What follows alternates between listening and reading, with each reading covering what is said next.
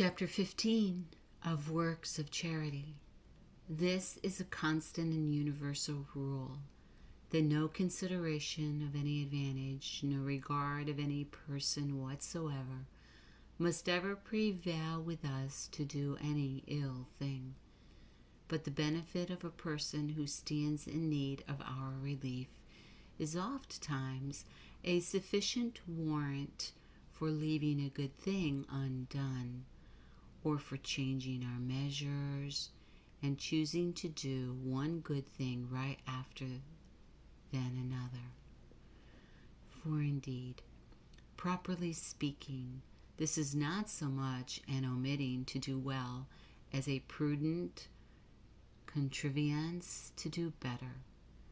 But let the thing we do be what it will, it is the principle upon which we do it that we must recommend it. And as without charity, both all we are and all we do signify nothing, so where this is at the bottom, everything we do, how mean soever in itself, is of very valuable consideration. For God observes by what springs we are moved, and measures our desert by the disposition of the heart, and not by the worth of the gift or the quality of the action.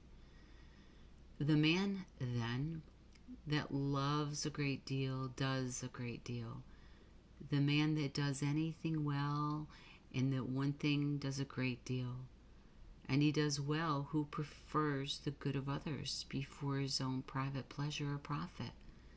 That which frequently passes for charity is really no better than a selfish or carnal principle. For how very seldom do men act upon other motives than the gratifying their own inclinations, the doing their own will, the prospect of their own advantage, the expectation of reward or return, so consulting the convenience not so much of others as themselves.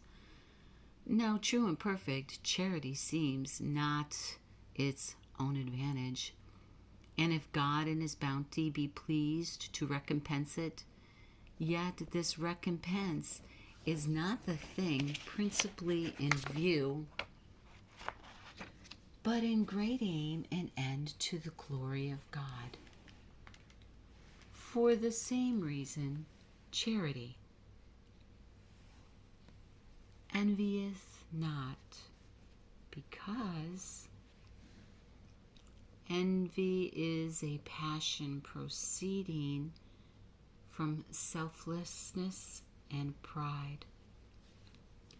And therefore the man who acts upon a principle so generous as neither to seek his own private interest, not to take satisfaction in himself, but places all his content and bliss in God alone, is got above envy and incapable of so mean a passion.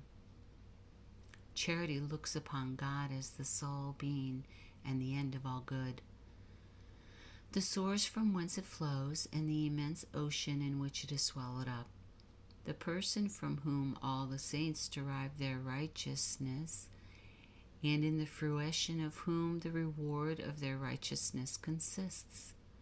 And therefore the man possessed of this principle sets no undue value upon himself or others.